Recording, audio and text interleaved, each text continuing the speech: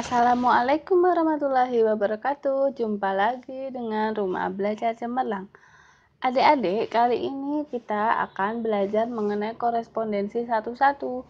Sebelum kita memulai, mari kita baca basmalah dulu ya. Bismillahirrahmanirrahim. Nah, sekarang coba kalian lihat masalah 3.6.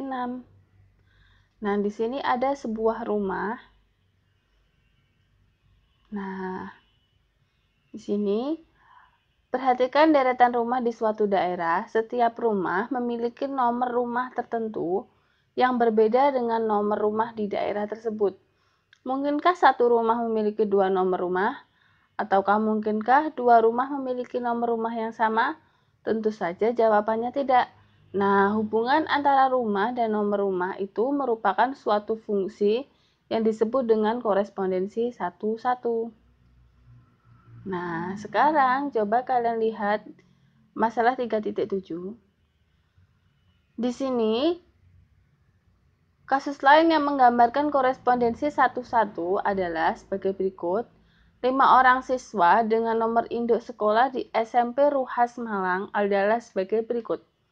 As'ari memiliki nomor induk 219, Thohir memiliki nomor induk 279, Taufik memiliki nomor induk 292, Erik memiliki nomor induk 258, dan Zainul memiliki nomor induk 224.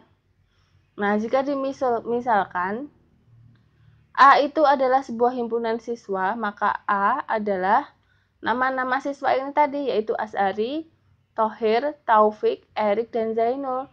Dan B itu adalah himpunan angka nomor induk ini tadi, yaitu angka 219, 224, 258, 279, dan 292.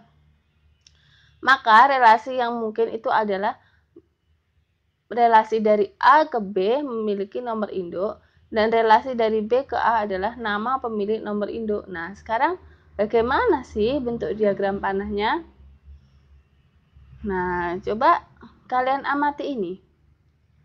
Di sini, pada tabel 3.8, ada contoh korespondensi satu-satu dan bukan korespondensi satu-satu. Kalian lihat yang nomor 1. Di sini himpunan A dan himpunan B. Himpunan A memiliki tepat satu anggota. Di sini 1 dengan A, 2 dengan B, 3 dengan C.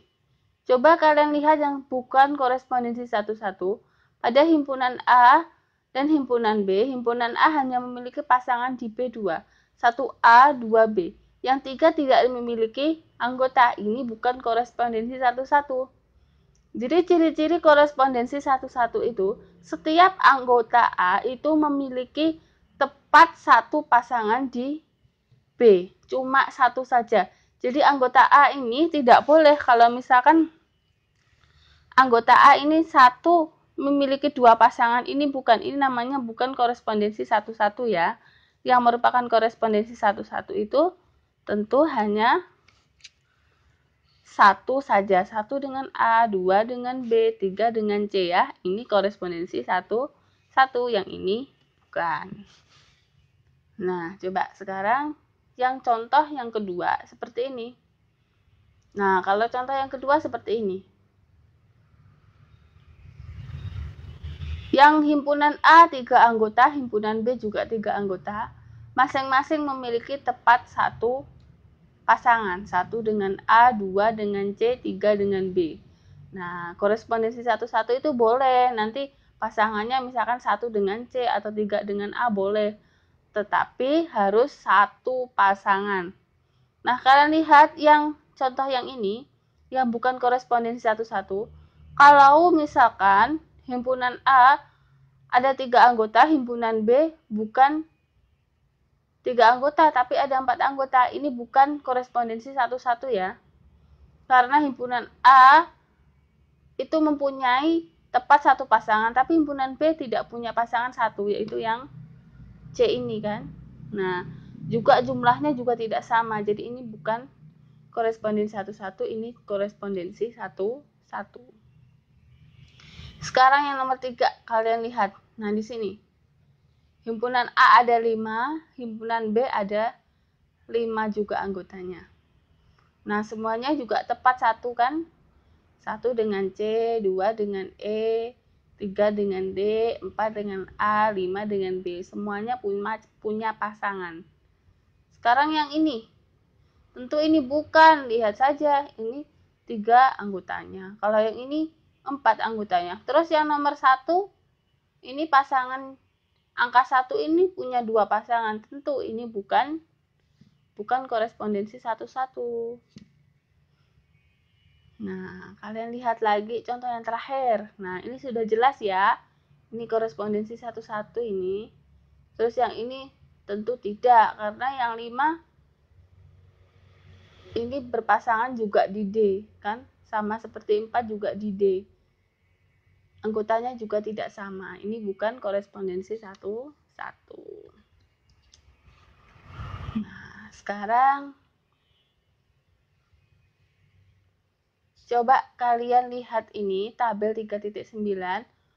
Cara menentukan banyak korespondensi 1-1 dari himpunan A ke B. Bagaimana caranya? Kalian lihat di sini. Ini pada tabel yang pertama, tabel 1, 2, 3. Ini tepat 1 semua ya. A ke B tepat 1, jumlah anggotanya juga sama-sama 3. 4, 5, 6 juga sama ya. Nah, berdasarkan uraian pada tabel 3.9 tadi, banyaknya korespondensi 1-1 yang mungkin dari himpunan A ke himpunan B itu adalah sebanyak 6. Nah, cara menentukannya gimana sih? Nah, kalian lihat ini. Cara menentukannya, misalkan jumlah anggota himpunan A itu ada 3. Nah, jumlah anggota pada himpunan B itu ada 3. Nah, di sini kan 3, ini juga 3. Nah, cara menentukannya berarti nanti 1 kali 2 kali 3. Nah, 1 kali 2, 2. 2 kali 3, 6. Nah, jadi banyak korespondensi 1-1 dari himpunan A ke B yang mungkin terjadi itu ada 6. Seperti ini tadi. Ini kan 3 anggota, ini juga 3 anggota. Jadi, ada 6. Ada 6 kan ini 1, 2, 3, 4, 5, 6. Nah, agar kalian paham, coba perhatikan tabel 3.10 ini. Banyak korespondensi 1-1 yang mungkin. Nah, di sini ini kalau banyak anggotanya ada 1. Yang B ada 1. Tentu nanti banyak korespondensi yang mungkin juga 1. Kalau 2, yang A anggotanya ada 2, yang B anggotanya juga 2, nanti kemungkinannya juga ada 2. Ini kan berasal dari 1 kali 2. Ini tadi yang banyak anggotanya sama-sama 3-nya 1 kali 2 kali 3. Sekarang kalau banyak anggotanya ada 4. Berarti tinggal mengalikan 1 kali 2 kali 3 kali 4. Ini 1 kali 2, 2. 2 kali 3, 6. Kemudian 6 kali 4, 24. Nah, jadi banyak korespondensi 1-1 yang mungkin ada 24. Seperti ini. Nah, selanjutnya juga sama. Kalau 5 berarti nanti tinggal mengalihkan saja ya.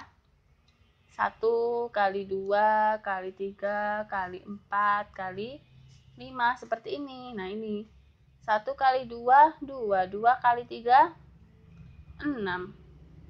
Kemudian 6 kali 4, 24. 24 kali 5, 120. Jadi yang mungkin terjadi 120. Nanti yang lainnya juga gitu ya. Kalian kerjakan sendiri buat latihan di rumah.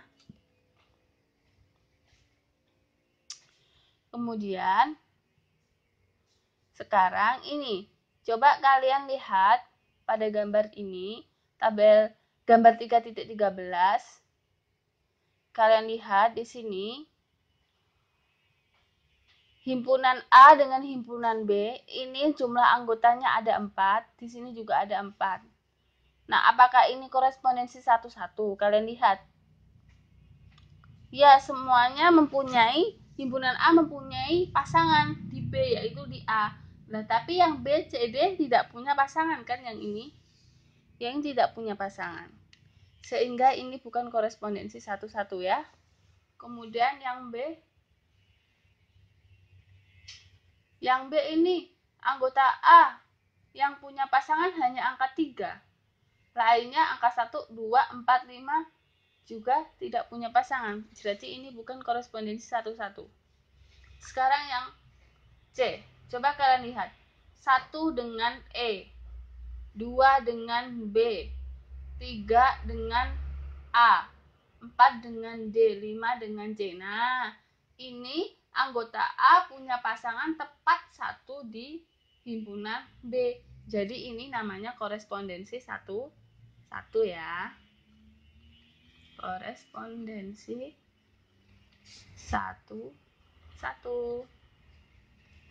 Nah, seperti itu ya.